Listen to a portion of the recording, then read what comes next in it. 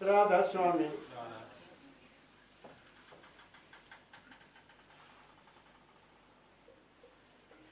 सतपुरुष बाबा फकीर जी महाराज के चरणों में आने के बाद मुझे संत मत का थोड़ा ज्ञान हुआ, पूरा नहीं कह सकता हूँ अभी।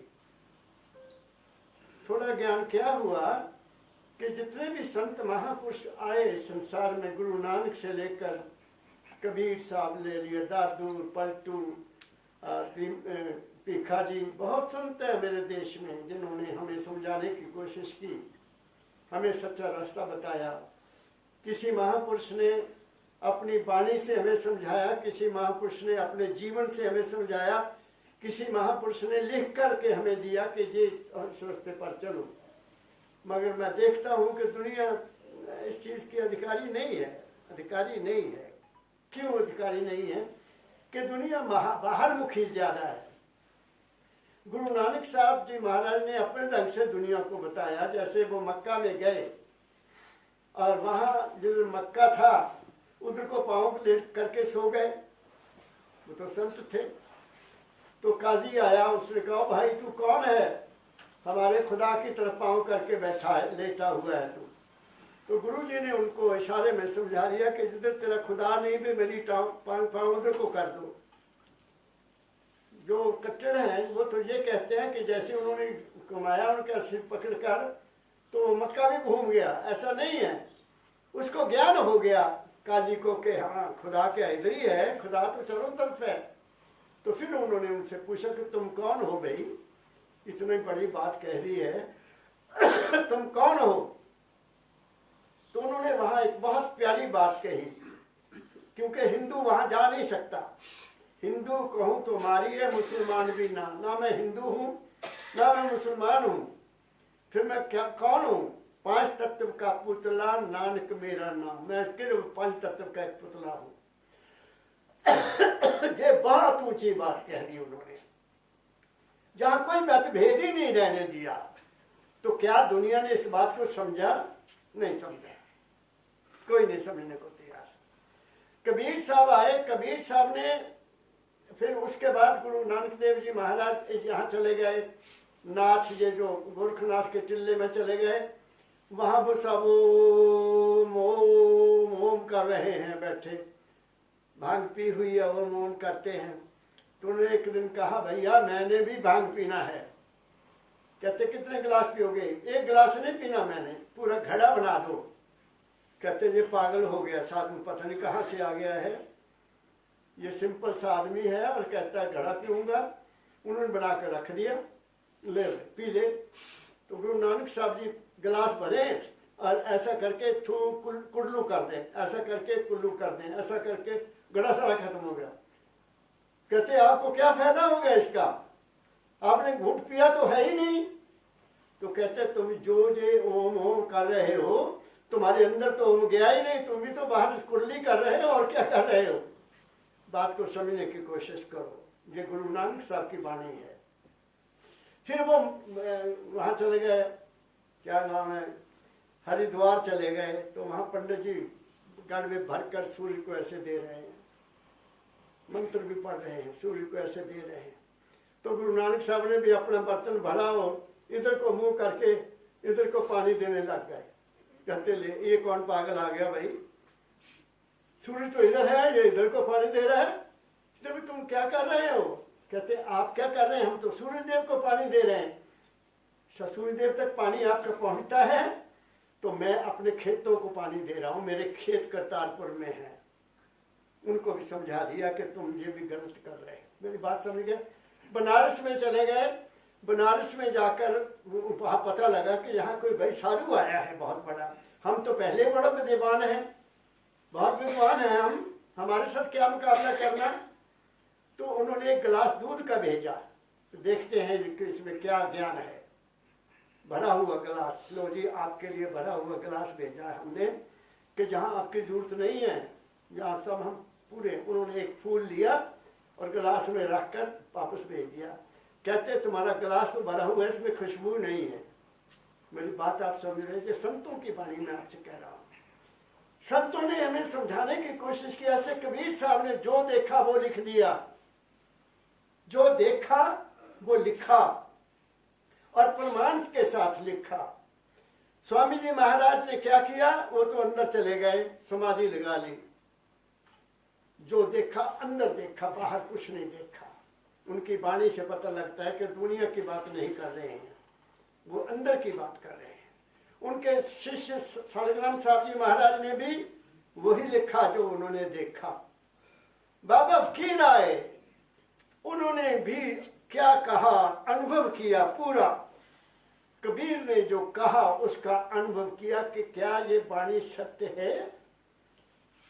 जो गुरु नानक साहब जी ने कहा, जन नानक बिन आपा चीना मिटना भ्रम की काई। जब तक हम अपने आप को नहीं जान लेंगे, हमारी भ्रम नहीं जाएंगे। तो मेरे सतगुरु बाबा फकीर ने अपने आप को जाना सबसे पहले। ऐसे जैसे दाता दयाल जी ने उनको समझाया, फकीरा गुरु तो तेरे पास, तेरे तन में, तेरे मन में, तेरे सौ श्वास। कहते मैं जो समझता था, महाराज जी कहते मैं जो समझता था कि मैं बैठता हूँ ध्यान करता हूँ, दाता दयाल को मैं यहाँ देख लेता हूँ, मैं समझ लेता हूँ दाता मेरे पास है, लेकिन असलियत कुछ और निकली। ये दाता का रूप तो मैंने बनाया हुआ था, मेरा तो घर और आगे था, तो मुझे असलियत का पता चला। तो दाता दयाल जी महाराज, आज एक शब्द आपको मैं सुनाना चाहता हूँ कि वास्तव में हमारी जिंदगी है क्या। हमारी जिंदगी मन के अधीन है। हमारी जिंदगी जब मन यहाँ बैठ जाता है तो देखने में फंस जाता है, जब मन यहाँ आ जाता है तो रसों में फंस जाता है, जब ये मन सुनने में लग जाता है तो सुनने वाली बातों के पीछे लग जाता है, चाहे वो अच्छी हो चाहे बुरी हो। और जैसे ही वो हमारा मन इस कर्म दुनिया पर पहुंचता तो कर्म करने के लिए मजबूर हो जाता है। तो दाता दयाल जी का उन्होंने मिसालें दी, हमें समझाया कि ये पक्षी, ये द्रव, ये जानवर, ये परिंदा, ये क्या छोटे से छोटा जिसको कहते हैं भंवरा, ये कैसे फंसते हैं, ये कैसे इनका अंत हुआ, क्योंकि उनको ज्ञान नहीं था। हमें ज्ञान है, तो वो मिसाल से हमें समझाते हैं कि हमें क्या करना चाहिए।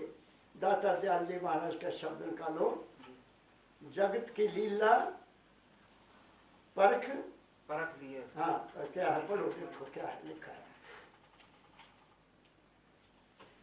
जगत लीला परख चित चेत गया। लीला को मैंने परखा, देखा कि जगत में हो क्या रहा है, पशु पक्षी कैसे रह रहे हैं।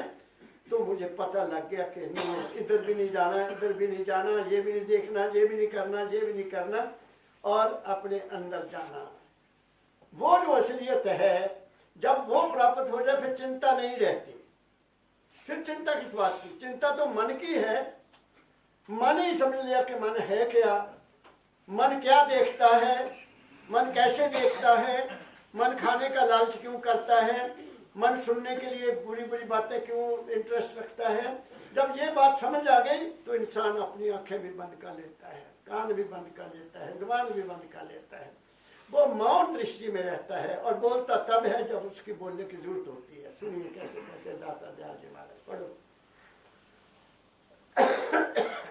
जग लीला परख चित चेत गया। हाँ, जग लीला परख चित चेत गया। दाता दयाल जी कहते हैं कि मैंने जगत की लीला को देखा, उस पर विचार किया, फिर मेरा चित्त जो था वो चिंतन में आ गया, विचारों में आ गया कि ये क्या है संसार, इसमें जीना कैसे है, वो बताने लगे हैं। आगे पढ़ो। चेत गया चित चेत गया, जग लीला परख चित चेत गया।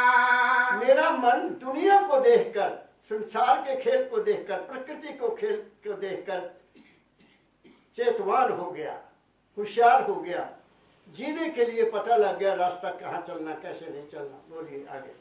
रेशम का कीड़ा अज्ञानी, रेशम का कीड़ा अज्ञानी, मोनीद में सोया, मोनीद में सोया।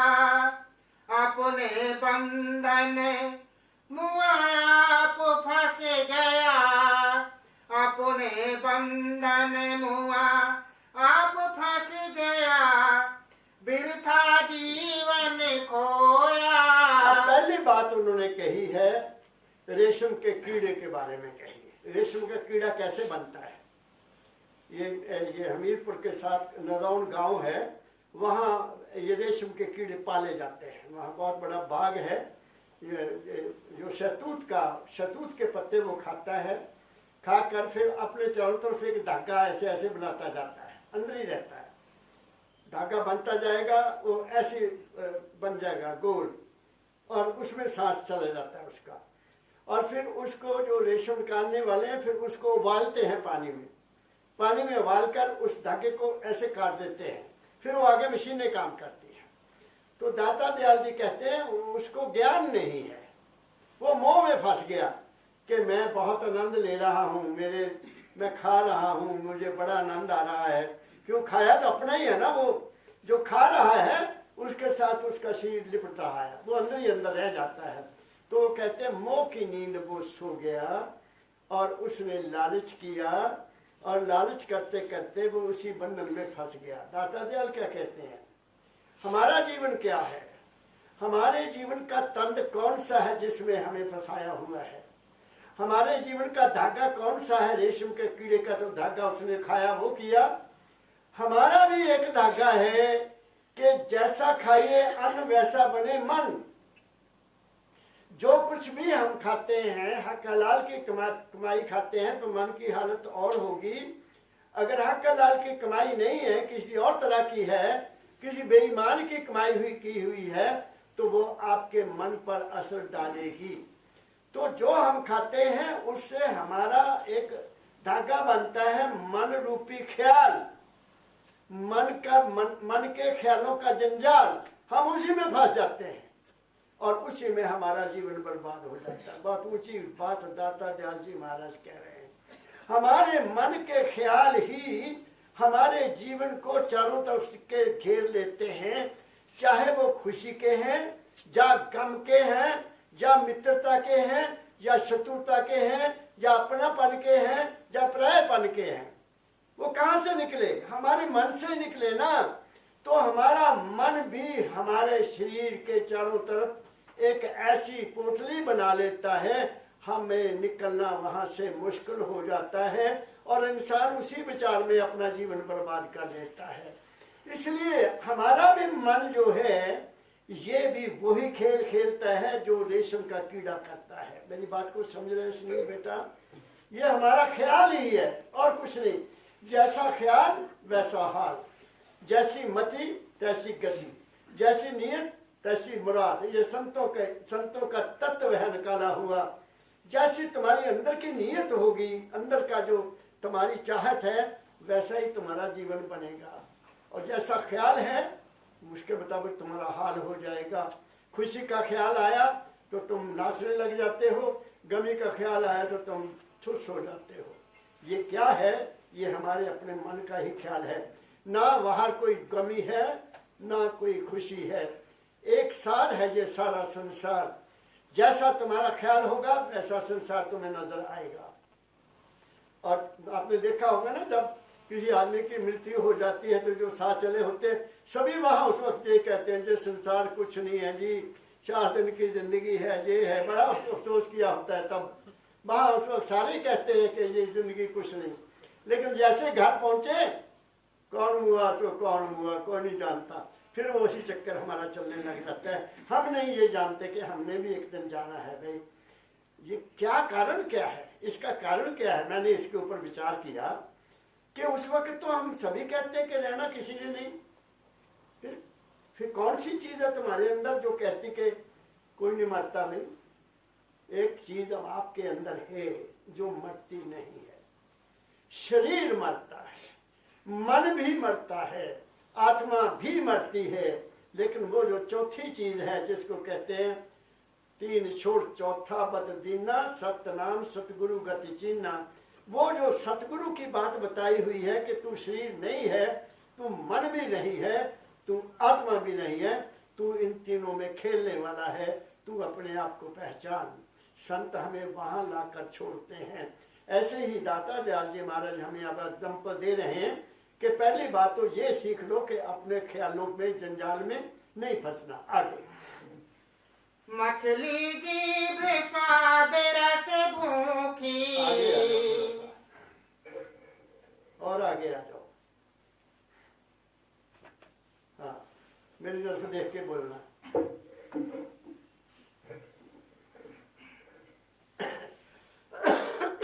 मछली जीभ स्वाद रस भूखी, चारा देख के भूली। आगे। मछली जीभ स्वाद रस भूखी, चारा देख के भूली। कटिया के कांटे उलझानी, कटिया के कांटे उलझानी, मृत्यु हिंडोले भूली। अब वो दूसरी मिसाल देते हैं कि मछली की मिसाल देते हैं। मछली को भूख जब लगती है तो वो दौड़ती है, ऐसे ऐसे करती है। जब ऊपर से किसी ने कांटा नीचे डाला हुआ हो, कांटे में ऐसी चीज डालते हैं जो मछली बहुत पसंद करती है। मछली उस चीज को बहुत पसंद करती है जो कांटे में उन्होंने लगा दी होती है। आप कभी मछली पकड़ने वालों को देखो तो आपको पता चल जाएगा। मैंने देखा है मछली पकड़ने वालों को, वो उसमें कोई मांस का टुकड़ा लगा देंगे या एक वो छोटे छोटे कीड़े होते हैं जो पानी में पैदा होते हैं, वो लगा देते हैं। तो मछली एकदम उसको ऐसे मार दिया और उसका दांत उसमें फंस जाता है और वो निकाल लेते हैं और उसको मार कर खा जाते हैं। किस चीज ने उसको मारा? खाने के स्वाद ने मारा, उसकी भूख ने मारा। हम लोग आज भारत में क्या कर रहे हैं? हमारा खाना बदल गया है, हमारा पहरावा भी बदल गया, हमारी संगत भी बदल गई, हमारा खाना भी बदल गया। इसलिए हम ज्यादा दुखी हैं। कितने हॉस्पिटल बन गए देश में। देखो पहले कौन होता था हॉस्पिटल? केवल हकीम होते थे गांव में। वो ऐसे नवल देखते थे, 2 पुड़ियाँ दे दी, चल बेटा ठीक हो जाएगा, या शरबत दे देते थे पीने के लिए। क्या बात कहता हूँ मैं। कई ऐसे ऐसे भी मशहूर वैद्य हुए हैं जो लड़कियों को हाथ नहीं लगाते थे। बीमार लड़की होगी उसको लेकर जाना तो वो कच्चा धागा उसके यहाँ बांध देते थे और वो जो होता था हकीम या वैद्य, वो धागे को पकड़कर वही से महसूस करता था कि इस लड़की को क्या बीमारी है। ये आपके पिपला वाले में एक आदमी था जो पेशाब देखकर इंसान का, मुझे याद है छोटा था मैं, तो लोग उसके पास अपना पेशाब ले जाते थे, वो पेशाब को देखकर बता देता तुम्हें क्या बीमारी है। आज क्या है? आज कितने कितने पैसे देकर तुम्हारा ब्लड टेस्ट होता है। मशीनें लग गई, बड़ी बड़ी मशीनें लग गई। क्यों लगी ये? किस लिए लगी? क्या आज से 50 साल पहले कुछ ऐसी चीजें थी? 60 साल पीछे देखो झाँक कर। मुझे मेरे गांव का हकीम का पता है कि वो ऐसे हाथ लगाता था और बच्चा ये 2 पूरी, एक पूरी अब खाना, एक दोपहर को खाना, एक रात को खाना, बस। बुखार में कुछ नहीं रहता था, कुछ नहीं। आज बीमारियों का कोई पता नहीं लगता। क्यों है? क्योंकि हम स्वाद रस में पड़ गए हैं। हमें ये नहीं पता कि हम जो खा रहे हैं, हमारे अंदर जो चीज है जो खाने को पचा रही है, हमारे अंदर जो चीज है जो धड़कन कर रही है, वो इसको अच्छा समझती है या नहीं समझती। इस कारण हम यहाँ दुखी हैं। इसलिए संतों ने कहा थोड़ा थोड़ा खा तेरे भले की कहूँ, साध संगत में जा तेरे भले की कहूँ, गुरु का कहना मान तेरे भले की कहूँ। ये संतों की वाणियाँ हैं और दाता दयाल जी महाराज मिसाल से हमें बता रहे हैं कि ऐसे हमारा भी हाल मछली जैसा ही है। खाते हैं, फिर डॉक्टर की जो कुंडी है उसमें हम फंसते हैं। वो कहता टेस्ट ये कराओ, हम अल्ट्रासाउंड कराओ, हम ECG कराओ, हम पता नहीं क्या क्या बताते हैं, आप सब जानते ही हैं। कारण क्या है? शरीर में कोई बीमारी नहीं है। शरीर में बीमारी हम अपनी खुराक से पैदा करते हैं। सिंपल ईटिंग, सिंपल लिविंग और सिंपल सब कुछ होगा तो जिंदगी में कभी कोई कमी नहीं रह सकती है। ये दाता दयाल जी महाराज हमें हिदायत कर रहे हैं। आगे पढ़ो। भौरा फूल बासिका लोभी, भौरा फूल बासिका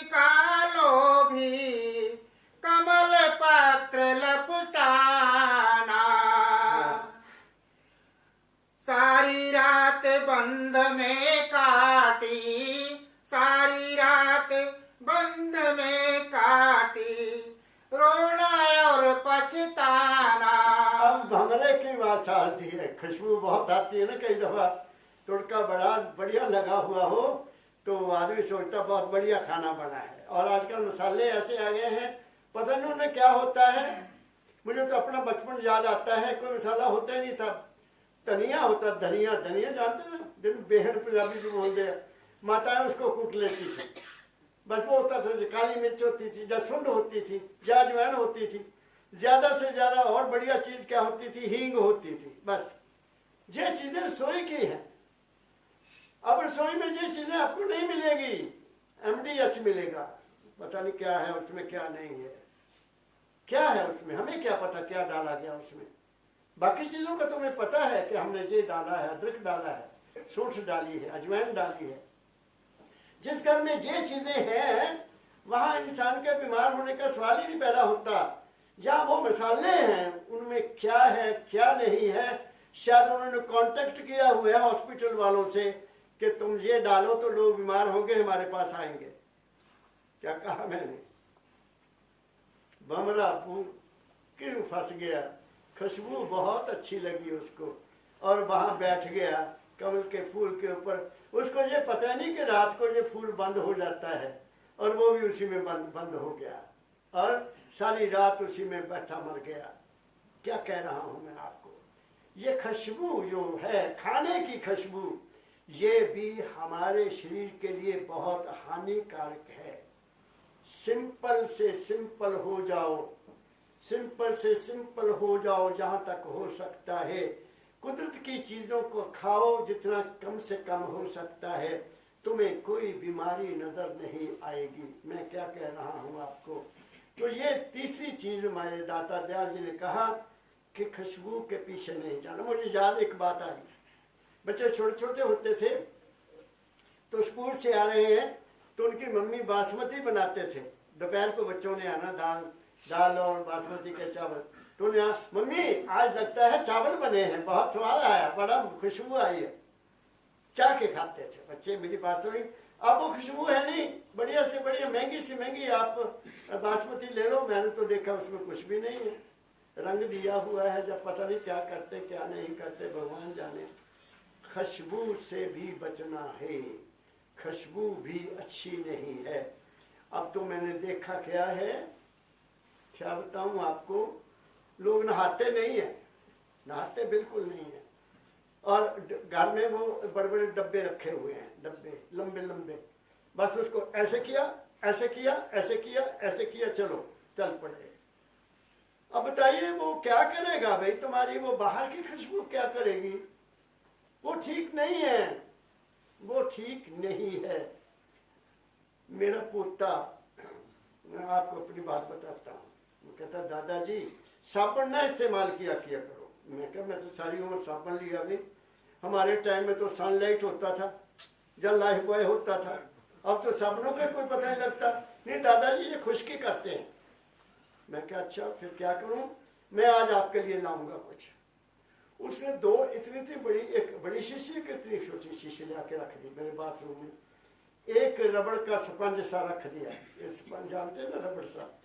मैं क्या बच्चा क्या दादाजी इधर आओ मैं आपको समझाता हूँ, आप बहुत बूढ़े हो गए ना, आपको नहीं देखा, हमने देखा है। मैं क्या अच्छा क्या करना है इसको, ये है इसके साथ सिर्फ सिर नहाना है।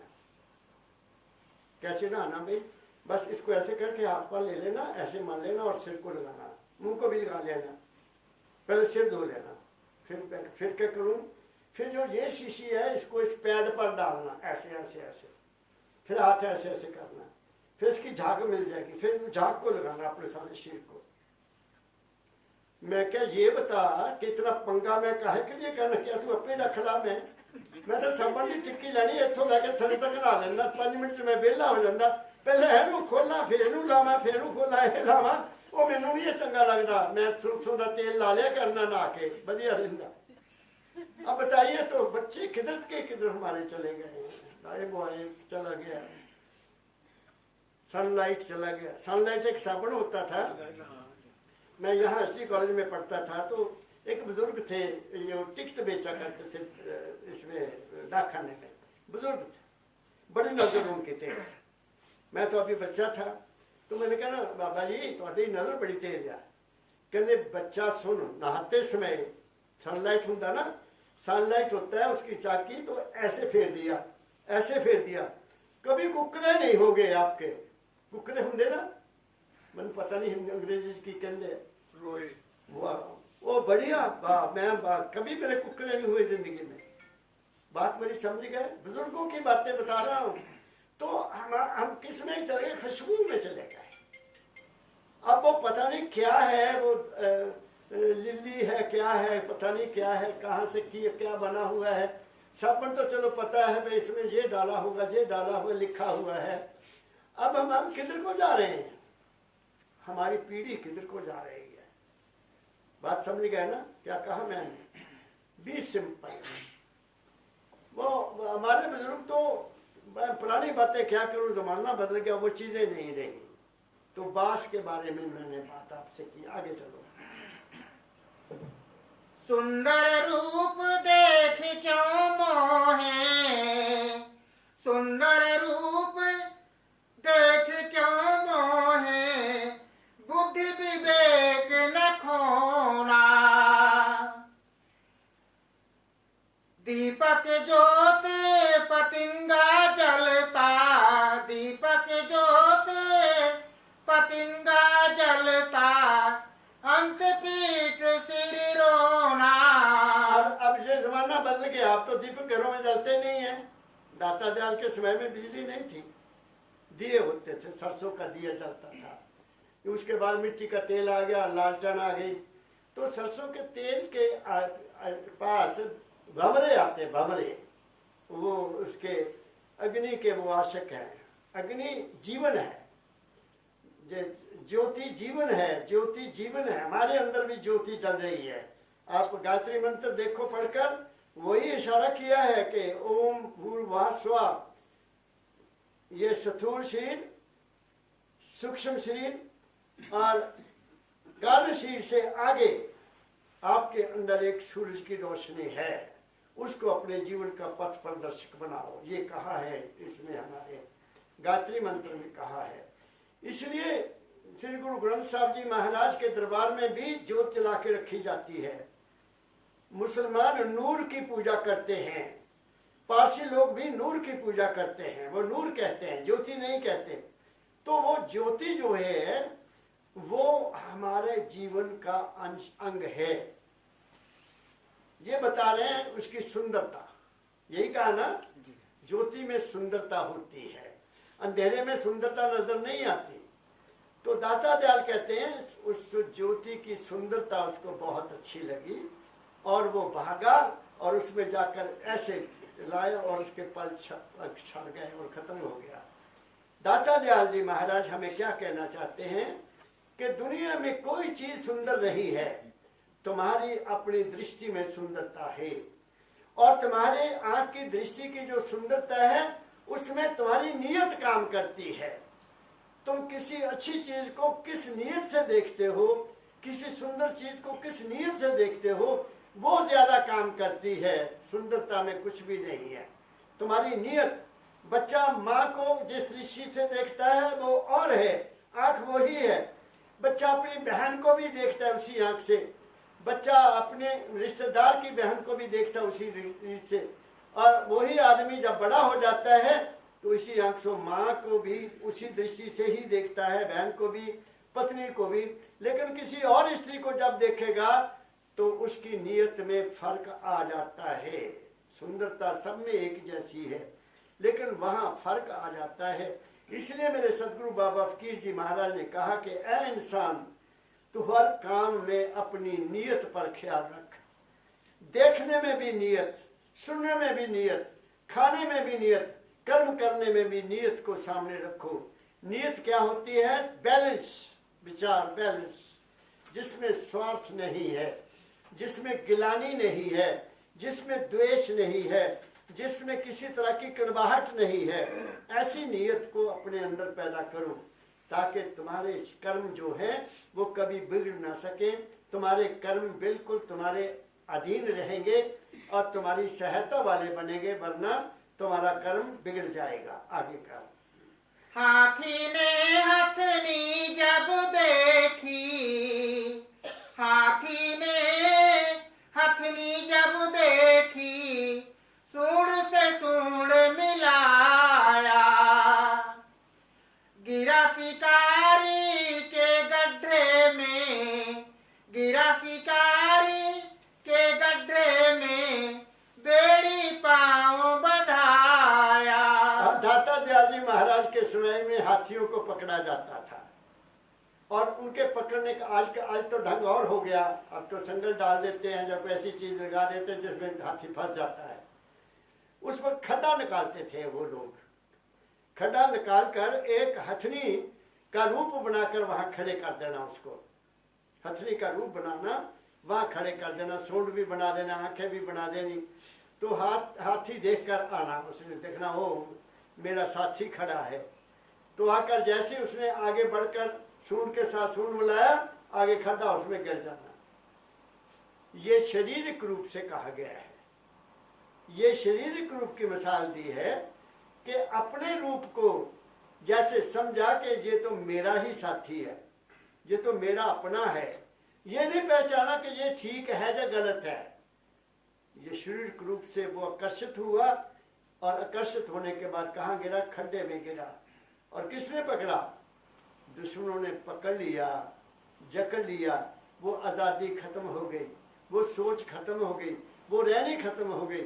ऐसे ही मैंने देखा है हमारे देश में इस वक्त, जो बहुत ज़्यादा मैंने देखा है, जो मुझे टेलीफोन आते हैं, लड़कियों के टेलीफोन आते हैं, पिताजी मैं बहुत दुखी हूँ। मैं क्या हुआ बेटी? तू मेरे से टेलीफोन पर बात कर ले। कहती मेरा पति जो है वो पुलिस में है। पुलिस में है तो फिर क्या हुआ?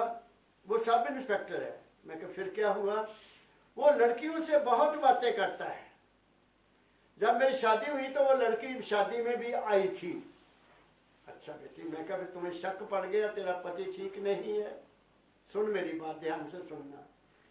तेरे पति के डिपार्टमेंट में लड़कियां भी पुलिसमैन हैं, इंस्पेक्टर भी हैं, अच्छी अच्छी पोस्टों पर हैं। तेरा पति सब इंस्पेक्टर है, तेरे दिमाग में ये गलत ख्याल क्यों आया? उसने तो काम लेना है, अपने जो साथी हैं वो उनसे बात करेगा, नहीं तो किससे करेगा? किसको आदेश देगा तुम वहां जाओ, तुम वहां जाओ, वहां जाओ, वहां जाओ? ये आपने गलत सोचा। तेरा पति तो बहुत अच्छा है, ड्यूटी करता है, अपने घर से भी आकर आदेश देता है। तेरे जैसी भाग्यशाली कौन हो सकती है? उसके दिमाग से वो ख्याल मैंने निकाल दिया। फिर उसका फोन आया, महाराज जी आपने ठीक कहा था, वो मेरे से बहुत प्यार करते हैं, मेरे से कभी बुरा नहीं, मुझे बोलते नहीं कभी बुरा। तो मैं कहता तेरा दिमाग अपसेट हो गया। Don't think bad about your partner. आपने अपने आप को खुद अपने ही जाल में फंसा लिया। अब कि वो अपनी ड्यूटी कर रहा है।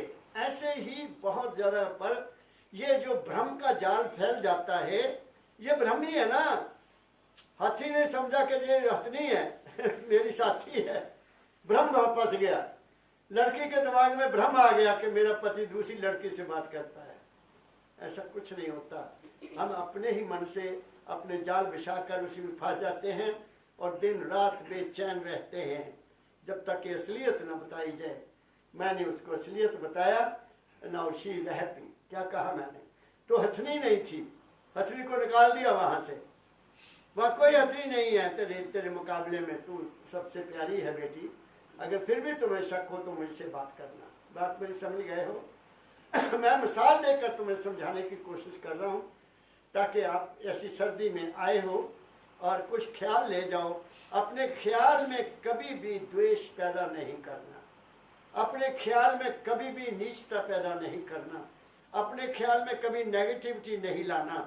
जब नेगेटिव सोचोगे तो नेगेटिव हो जाएगा। परमदयाल जी महाराज फरमाया करते थे, बच्चों आप अच्छे ख्याल ले रहे हो, 5 दिन 10 दिन बड़े अच्छे ख्याल हैं तुम्हारे, लेकिन एक दिन तुम्हारे ख्याल में कमजोरी आ गई, एक दिन तुम्हारे ख्याल में वहम पड़ गया, भ्रम हो गया, तो जितना का जितना तुमने महल बनाया अच्छे ख्यालों का, वो सब टूट कर गिर जाएगा। क्या कहा मैंने? ये मेरे सदगुरु बाबा फकीर जी का आदेश है। इसलिए ऐ इंसान, तू मन मत हो, तू गुरु मत में आ जा। मन मत तुम्हें हमेशा रॉन्ग रास्ते पर ले जाएगा, गलत रास्ते पर ले जाएगा। गुरु की वाणी हमेशा तुम्हारा साथ देगी, वो ही साथ देती है। गुरु मेरे अंग संग है। किस रूप में? वाणी के रूप में, शरीर के रूप में नहीं। शरीर के रूप में कैसे हो सकते हैं आपके साथ हर जगह? उनका वचन हमारे आपके साथ हमेशा रहता है। और अगर वचन पॉजिटिव मिल गया तो जिंदगी में कभी कोई रुकावट नहीं आ सकती। आगे चलो। माखी गिरी शहद की थाली, माखी गिरी शहद की थाली, पंख गए लपटाई। आगे पढ़ो। माखी गिरी शहद की थाली, पंख गए लपटाई। लालच बुरी बला है भाई, सिर धुर जान गवाई। अब शहद की मक्खी की मिसाल देते हैं दाता दयाल जी महाराज, बड़ा विचार अच्छा देते हैं। इसमें क्या है? लालच, लालच है ना। अब ये जो शहद की मक्खी होती है, ये फूलों से शहद निकालती है, फूलों से लेकर अपना शहद बनाती है। कितनी हल्की होती है। आई बैठी, खर्चा उसमें से कुछ और चली गई, फिर गई, फिर आई वापस, फिर आई। देखो आप, मैं तो देखता हूँ अपने घर में कुछ फूल लगे हुए थे, गर्मियों में बहुत आती हैं, गर्मियों में आती हैं, पानी भी पीती हैं आकर। तो अगर उसको शहद की कहीं नजर आ जाए, तो यहाँ शहद लगा हुआ है, ये थाली बढ़ी हुई है,